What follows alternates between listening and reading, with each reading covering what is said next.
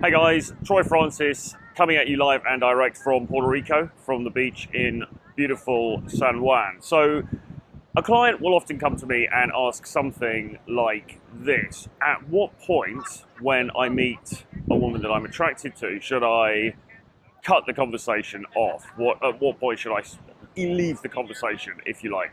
And there's a couple of things to bear in mind here. So look, imagine that you're in a situation, say you're in a bar or a nightclub or a beach bar, like you could be going to here in San Juan, and you get talking to a woman that you're attracted to, okay? And you know, she's responding, she's enjoying the conversation, you guys are chatting backwards and forwards, all right? So two things. Firstly, how should that conversation go?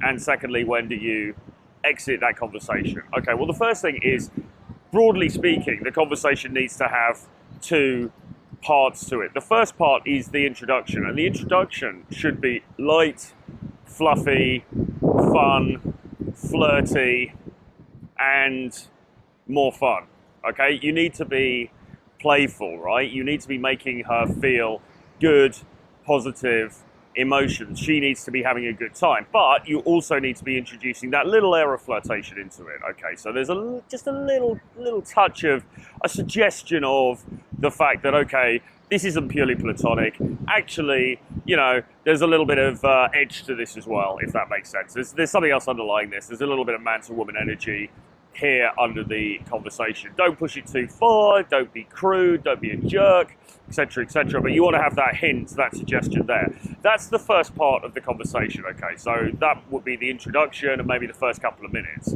Now, you want to change things up when you get to the point when she is clearly engaged in that conversation, okay? So when she's engaged, when she's like, you know, she's responding, she's asking you questions, she's laughing at your lame jokes, she's like, damn. She's like playfully tapping you on the arm and all this kind of stuff. At that point, right, you want to stop and slow things down just a little bit, okay? Just a little bit. So you get to that point, and it's like, okay, right, now we're going to go into the more normal sort of chit-chat side of things. We're going to get to know each other, okay? So it's at this point that you're going to be asking her the more boring but necessary questions in order to find out, you know, what her deal is and what she's up to as a human being. So, you know, okay, so you're living in San Juan, like how long have you been here? All right, so maybe you're studying here. Oh, you're working, okay, that's interesting. So what kind of thing is it that you do, etc., etc.? Well, I'm here on business. I'm going to be here for a number of days, and then I'm going to be traveling elsewhere, etc., etc., etc. You get more into the sort of the details of her life and your life, so that she gets to know a little bit about you and you get to know a bit about her. And the emphasis should be on getting to know about her, by the way, rather than you talking about yourself, because that's just, you don't want to give away too much information at first, because remember, mystery is important. And secondly, the focus should be on her anyway, because people like to talk about themselves. So you do that for a period of time. And it's very important that both of these elements are present, okay? Right? You don't want to have, I'm going to turn back here actually. You don't want to have a conversation that's all the boring stuff. You know, you just go over and you're like, hi, so you look nice. So what do you do? Oh, very interesting. I'm an estate agent. You know, you don't want to have that kind of conversation because that's like boring and, you know, she's just not going to be feeling that. At the same time, you don't want to have a conversation that's all flirtation either, because then she may peg you as just being one of those, you know, those player guys. It's like, okay, fine, you know, I get it. He's got some lines, but, you know, he's just an F-boy and it's not somebody that I really want to engage with further, okay? Unless she's just feeling particularly amorous at that point. So you need to have those two elements present. So then we come on to the next part, which is when do you end the conversation? And optimally, all right, optimally, you're going to end the conversation when you're on a high note, okay? So you want to just keep chatting to her, keep feeling the vibe, and you've got to kind of, when you get to the point when you think, this is cool, we're really vibing, we're really getting on well here, it's really at that point that you want to cut things off, okay? You don't want it to be continuing for too long. You don't want to chat to her for another 20 minutes, okay? Because the very worst thing you can do is for her to get bored or to be shuffling her feet and looking at her watch and thinking, well, yeah, but I've got to go and join the girls now, okay? Because then whatever good work you did before is going to be eradicated, and she's going to have a very bad impression of the conversation, even if initially it was good, okay?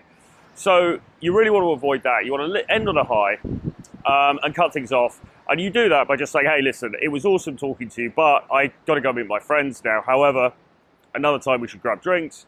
So how about we exchange numbers? And then you pass her your phone, or you could even add her on Instagram or whatever it is. And that's it, really. You want to cut it off on a high, okay? You don't want the conversation to go on for too long, so she gets bored. Equally, you don't want it to be too brief either, so she feels like she doesn't know you. So it's a gentle, nuanced little game, and you have to kind of figure it out and get used to, sensing where you are in a conversation and at what point it is appropriate to end it. But the last thing you want to be doing is hanging around with somebody for the entire night, okay? Now, of course, there is always the option that you guys might go home together, and that's, obviously down to the circumstances and so on. But if it's 12 midnight, and the club or the bar is open until 4 a.m., then you're probably better off just cutting it off, because you don't want to be standing around like a chode for hours and hours and hours. It will end up looking needy, you might bore her, and it may well backfire. If it's 3 a.m. and the club closes at 4, well, that's a different matter, okay? Anyway, I hope you enjoyed this video. I hope you're enjoying the videos that we are putting out on the channel. If you are, please hit subscribe if you haven't done so already. It really helps me with the algo. Put a comment underneath, give me a like, okay? And if you want to talk about your own dating life and some strategies that you might use to improve your situation, then you can jump on a call with me. Just drop me an email, troy@realtroyfrancis.com, or click the Calendly link below. Support the channel on Patreon because we are not monetized, and you can buy a bunch of my books on the link below as well. Until next time, Troy Francis, San Juan in Puerto Rico. See you very soon. Bye-bye.